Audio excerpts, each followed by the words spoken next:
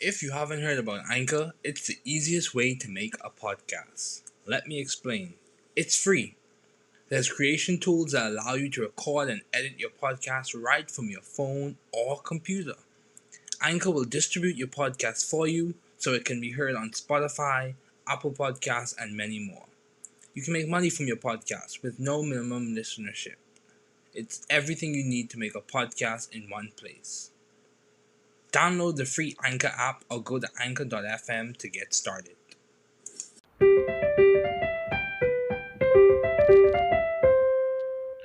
Welcome to the new Chemist. We're glad you're listening. Feel free to download this podcast on Apple Podcasts, Google Podcasts, and Spotify. Here on the new Chemist, we discuss chemistry, which simply put is the science of change, as well as careers, community, research, and COVID-19. We're happy you're tuning in. My guest today is Rosa. Thanks for joining me today. It is good to hear from you. Just briefly, I'll inform my audience about you. Rosa is a robotics PhD student at Georgia Tech with a mechanical engineering bachelor's degree from UPRM and a master's degree from Georgia Tech. He works in the healthcare realm, developing machine learning algorithms that help process physiology in the loop to better control exoskeletons that improve walking efficiency and safety. Please welcome Rosa.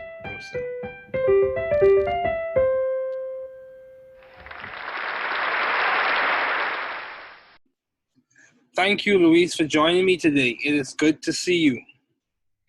Likewise. Yes. So, as we begin, I do have a few questions for you. Do you have any advice for those wanting to pursue the field you're currently studying in? Well, I'm studying robotics, and I think it's a pretty new field. So it's definitely maybe not as much information out there. I'd say robotics is a big field. So step one should be maybe defining within robotics what kind of work you're interested in. Both the nature of the work, as in, are you looking for an academia job? Are you looking for an industry job?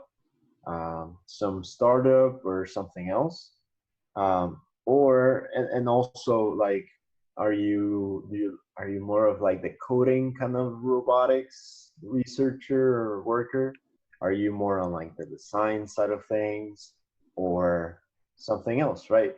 I think it's a big space, and I think it's important to have a concrete goal so that you can better tailor how you do things, what you learn about.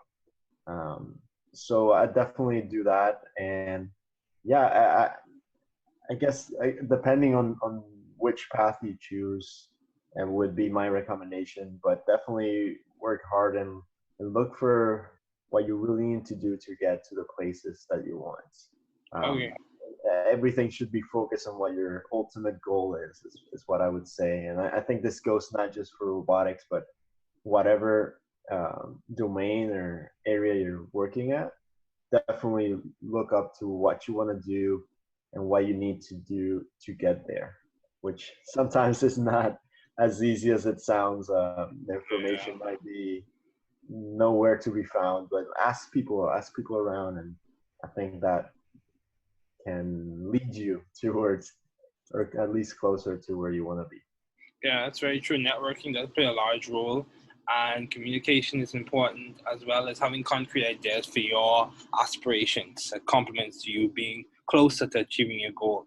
So, Luis, I think by any standard or yardstick, people can say you have been successful as a student. I don't know. Maybe. Well, I think so. So, how have you been so successful as a student in the field? So, I guess it depends how you define success. Yeah. There's the classic academic success of just getting straight A's and doing great in classes. I think in the PhD, classes tend to be less important, and it's more about the research that you do. I will admit that when I first started my PhD, I really didn't know what I was doing. I didn't know about the research that I was doing or like how to do research. I think I was way behind, maybe because of my lack of experience. Not, and I think this is very common. Is maybe a lot of us didn't have maybe the upbringing or the facility and resources to be experts in research early on or know how to do it.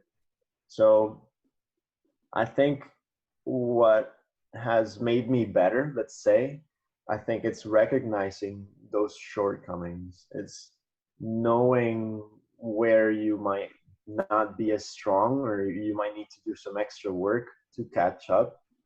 And then, putting in that extra work, really caring about your performance and where it matters, which again, and PhD is like a lot of moving parts. There's classes and research and making your advisor happy. Um, but I think what has brought me to where I am now, which is definitely a better position than I started with. Like professors are happy with my work, and that for me, that's like all that. It sounds sad, but that's like all that matters when you're doing your PhD, because like they're the ones that say whether like you're making progress. I mean, there's tons of things, and you want to do great research and good science that's valuable for people and for your future. But yeah, I think it's knowing the areas that you can work on to improve and putting in the like asking around, ask your fellow lab mates, ask your peers and colleagues about what it is that they're doing, and just always try to be aware and conscious about your performance and how you're doing. Doesn't mean you have to always overdo it. That's another thing that I kind of have to say, like research will is never done. Research is never done. There's always more that you can do. Mm-hmm. You're exploring new areas. So it's important to keep again everything in perspective so that you can better manage your time and have, you know I'm spreading a little bit too much on this answer, but let's just say to be successful you really need to be on top of what you're doing and why you're doing it and how you can be better at Yeah. all of it. Yeah, I completely agree. Self-awareness is very important. You have to know yourself to grow yourself and to improve yourself and to become, to actualize as a person. Yeah. So how have you maintained vision and teamwork in your environment? Because all those things are very important. How have you, in research, and I've seen this personally, teamwork is so important in research to be able to work properly with your lab mates or classmates. It's important, especially in a graduate program. So how have you, as a graduate student, maintained that in your environment? Yeah. So I think I could do better with teamwork. Okay. I will admit. I think I'm unconscious about it, right? I think it kind of sadly depends a lot on your research project and your research advisor. There's some labs. So, for example, right now I'm co-advised, and I can give you both examples so you can. Uh, and one of them, he has a few grad students, and each grad student works on their own little projects. So it's harder to do teamwork on the same stuff because everyone has their own goals. Whereas the other advisor has like 20 grad students, and they have subgroups, and every subgroups meets weekly and works on very similar stuff, and that helps with teamwork. So that's part one, is like what does your environment allow, like are you able to work in teams. Mm-hmm. uh, and the thing is, and why I say all of that of like, yeah, we're working on the same or not, is because I believe teamwork is possible regardless of you not being necessarily working on the same thing, right? Okay. I think if you're intentional about collaboration, you can involve people in other ways, be to brainstorm or exchange ideas or ask for help. Um, I was one who I don't like asking for help. I like doing things by myself and all, and just because I don't want to be occupying or bothering people. But at the same time, I've learned through my PhD that I need to ask for help. And I need to take into account other people's point of view. And like in the end, I think it helps you grow and learn from others, and it helps the project be like have better results because you're accounting for more brains. And I think people are generally willing and happy to help you if they have the time. So I think when it comes to teamwork, I would say be intentional and proactive in looking out for people. Don't wait for them to ask, or don't wait for you to need it necessarily. Mm. Sometimes, even if you don't need the help, it's good to still ask for that extra opinion of somebody else. It's good to, involve other people and invest in them, invest in your relationship with them. And I guess I'm looking at it from the research perspective, but Yeah. out there and you can be above them, like you can be their boss, or it could be the other way around, like they're your boss, and you still have to be conscious of this whole situation. And in all cases, try to promote more of that conversation and that inclusiveness of ideas, um, and again, invest in that relationship, and it will pay in dividends. Like it will definitely and certainly help you do more. Okay. Yeah, that's good. So why did you choose mechanical engineering as a field to major in? So, for mechanical engineering, the long story short, I'd say it's because I like Legos. Okay.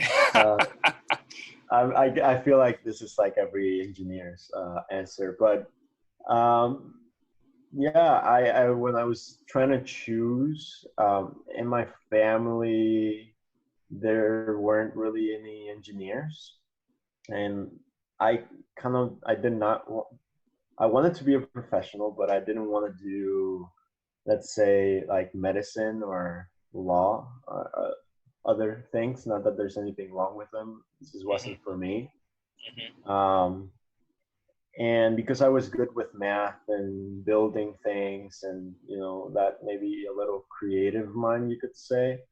Um, my parents thought engineering would be a good way to go, and then we kind of asked an engineer or two what they thought, and oh, they were mechanical engineers after all, so they might have been biased about how mechanical engineering is good.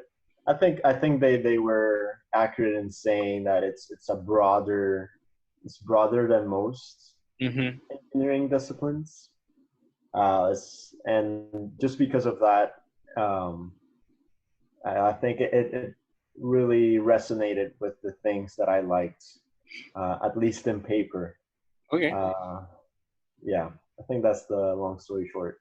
Okay, cool, man, cool. So why did you choose robotics as a field to do your doctoral studies in? Why did you choose robotics as a concentration? Yeah, so funny story.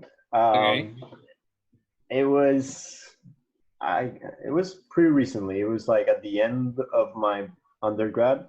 Okay. I was doing some cleanup, and I found, like, on my house, in my closet, all these old things, and I found like a binder that I did in fifth grade, and it had an autobiography. Okay. And part of it said, like, what do you want to do when you grow up? And it said robotics and help people. Wow. I wanted to build robots. And at this point, like, I'm already like applying to a robotics PhD. So it's funny for me to think that I've always kind of wanted this, and I just forgot that I wanted it. Wow. Um, So that's like, yeah, I've always wanted it, but at the same time, what made me what reminded me of this, I don't know, passion that I had. I did this internship at Boeing in which uh, I was very proactive in asking people higher up. I asked them for interviews, and I was moving all around, exploring what they had. Um, and I went to this research and development lab that they have in University of Washington, Mm-hmm. and there it's a robotics lab, Okay. and that's where I met for the first time somebody who had done a robotics PhD, Wow. which I did not know was a thing. I was like, wait, what? I could do a PhD in robotics? So there I am, ignorant to the world of possibilities that's out there. Yeah. Um, and after that, I changed. I started doing robotics. I started doing research, and because I had done a little bit of robotics, like special projects and stuff. But um, yeah, so I think it was a combination of the opportunities that presented themselves in undergrad to do a little robotics work, and then learning about how robotics is a major that really automatically clicked, and yeah, I was driven to it Okay. since. Good, dude. That's good. That's good. It's interesting. You said you always had the passion all along. It just took you a while to remind yourself and Yeah, remember I about it. would, yeah, Yeah, dude. yeah. That's interesting because I think sometimes amidst the circumstances and obstacles that people may face, sometimes your hope, your dreams are deferred, and you put them to the side, and Yeah. then you don't always pursue them. But it's good that you're pursuing something you've always been passionate about. So, given all your responsibilities and accomplishments, Luis, how do you maintain a balanced life? Or how are you trying to maintain a Yeah, balanced yeah. life? In short, you have to prioritize it. Yeah, It has to priority. be one of your priorities. Yeah. You have to be intentional. And the way I see it is I am more efficient.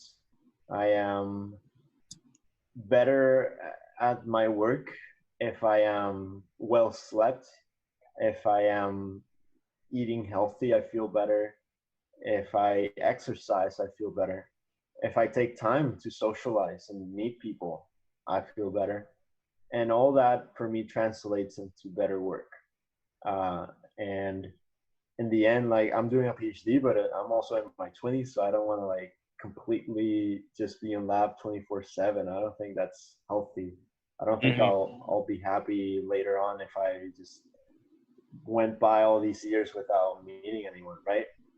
So I think being intentional, being proactive, and setting yourself like a minimum, kind of like at least one night at a week, I'll go eat with somebody or like something. Different people have different needs and different amounts of social requirements, let's say. Mm-hmm. But definitely spend time on you. Um, and yeah, I could say a lot more, but I think it's different for everyone. But as long as you do not get too carried away with work, I have a saying that's we work to live, we don't live to work. So Mm. Yeah, it's true. it's a job to get money and food on the table, and uh, in the end, you just want to do other things as well. So Yeah. that's me. That's what I think. Yeah, and one of the things I keep in mind is that work will always be there, whether you're there or not, whether the people are there or not, whether you Yeah, make time for them or not. Work will always be there. So you have to very make true. sure you put it in perspective and context of your Very true. time. Yeah. Yeah. So, were you going to say something, Luis? I was gonna say that it ties up to what I said earlier that Yeah. research is never done. It's like work is there's always gonna be more. Yeah. So just take your time too.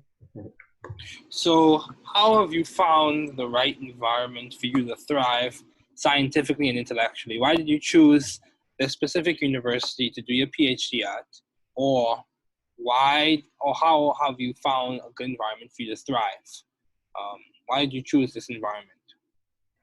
Yeah, so I think environments for you thriving can go in two ways. One is the university or the company or wherever you're working.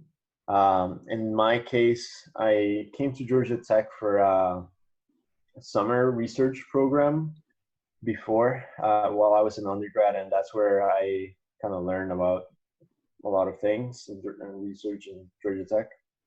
But it wasn't until I did some search of my own of what the top robotics universities were. That's when I saw Georgia Tech was like number 3 on some ranking, on the like best robotics. I don't know how official that ranking list is, but I knew Georgia Tech was a great option, and I also had liked what I saw in terms of environment and culture. Mm-hmm. I like the collaborative and inclusion of minorities and all of this. Mm-hmm.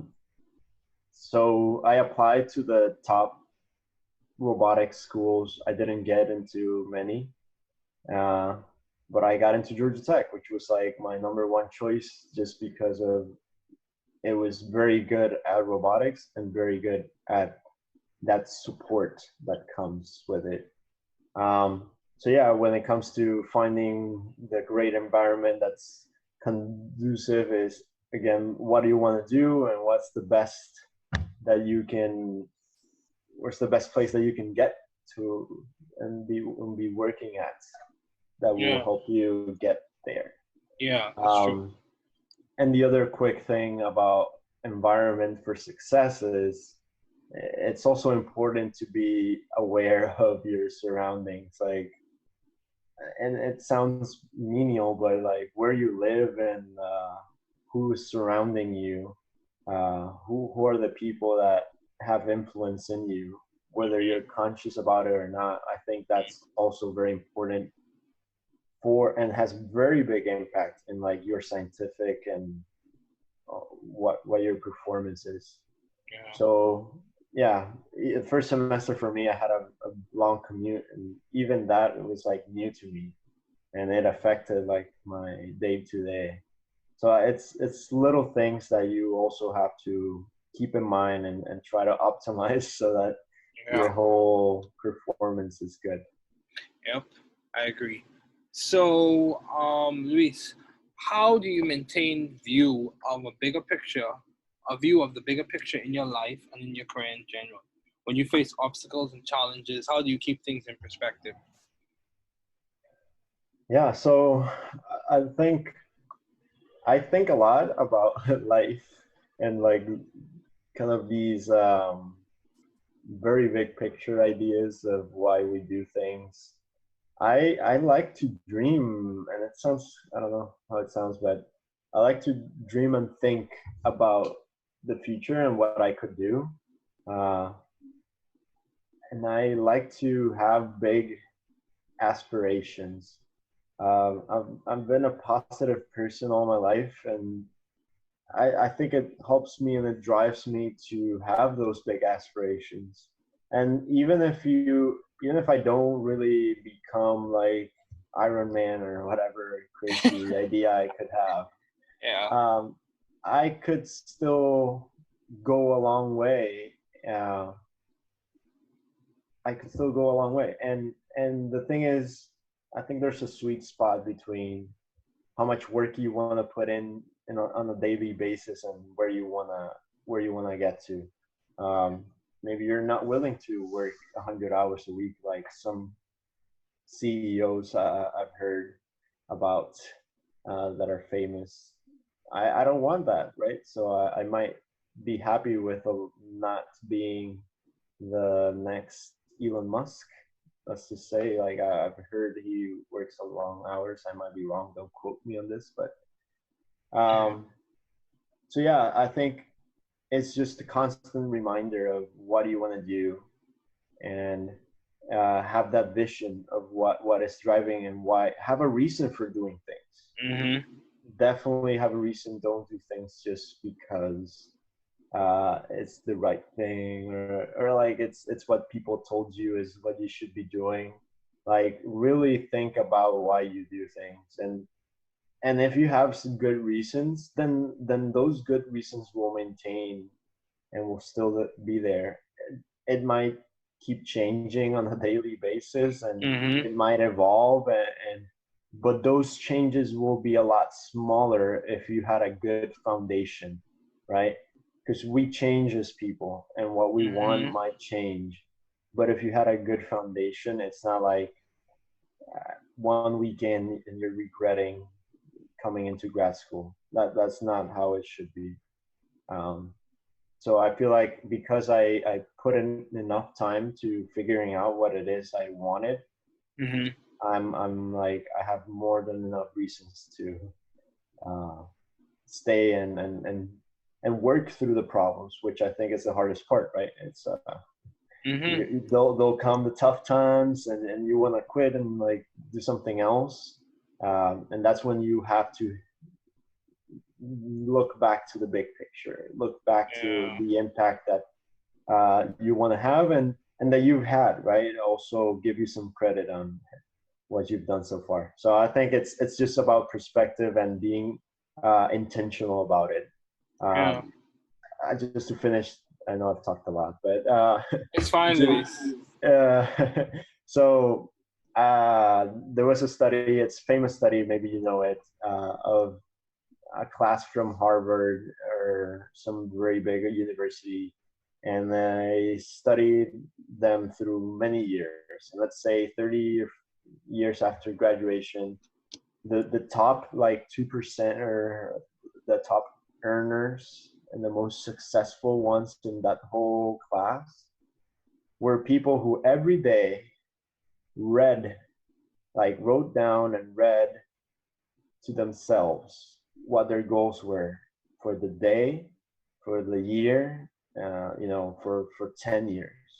So people who every single day they woke up and they reminded themselves why they are doing things Mm-hmm. every day.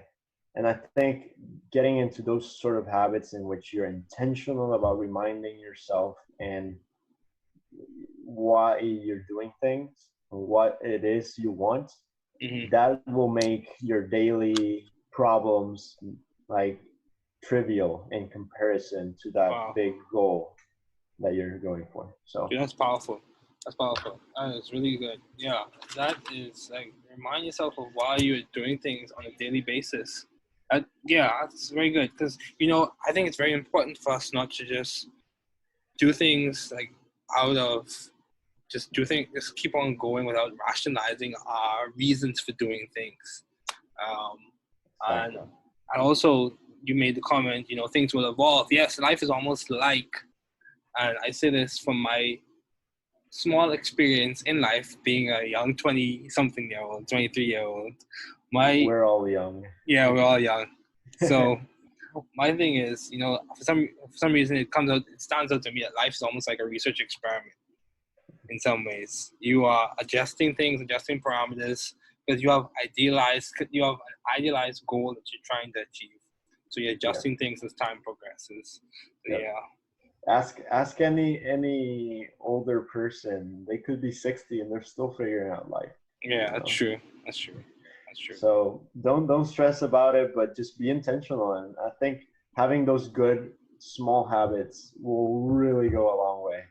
So just make good habits. Yeah. Yeah, that's Sounds true. sounds easy. Sounds easy, but Yeah, yeah. But just before we conclude, I would like to discuss how have you been adaptive and creative in the field of science as a researcher. I think this may be quite easy for you because you're working in a very novel field, relatively novel. yeah. I mean, so being creative, I guess there's two ways. I'm gonna talk about two ways of it. I'm just gonna say there's just the creative solutions that you might come up with for your immediate work or research problems. So I'm trying to solve X, and that's very individual, like the way you think and your brain works. You'll come up with different solutions. Um, and I think towards that, you have to be in a good frame of mind. And you have to educate yourself and get enough knowledge in so that you have enough data points, right, to Mm-hmm. make the best estimate or the best guess, or right. So I think when it comes to that scientific aspect of creativity um, and innovation, is just making it easier for yourself to come up with these awesome ideas, right?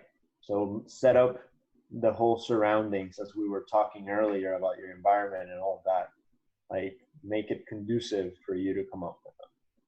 And the second thing is you also kind of have to be creative in life and into how to deal with other problems that might come your way.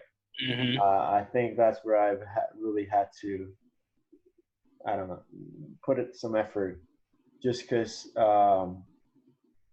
life really throws curveballs at you, Yeah. and different people have different issues, and what's a problem for me might not be for you, and vice versa. Mm-hmm. But I think sometimes it requires creativity to get out of these situations, and I think that comes paired with, again, a greater perspective, like a zoomed out look at what's happening. Um, yeah, I've had to kind of I've been humbled coming here, because you think you know a lot about Yeah. things in life, and then you realize you really don't, Yeah. or vice versa. You think you don't know anything, and some people are great, and they just have like this imposter syndrome or something. So Yeah. yeah, I think that perspective and that just willingness to keep going and look for another option. Always look for other options, not settling right away. You do Mm-hmm. have to settle at some point and do something, right? But always looking for a better way to do things and improve yourself. I'm like always optimizing. I like that word, right? Like Yeah. always looking for a better way to do things. And I think that leads in the end to more creative, more novel, constructive work, and more novel ways of navigating through life. So Wow. That's good. Thank you, Luis, for joining me today. It was good to have you on. thanks for having me. And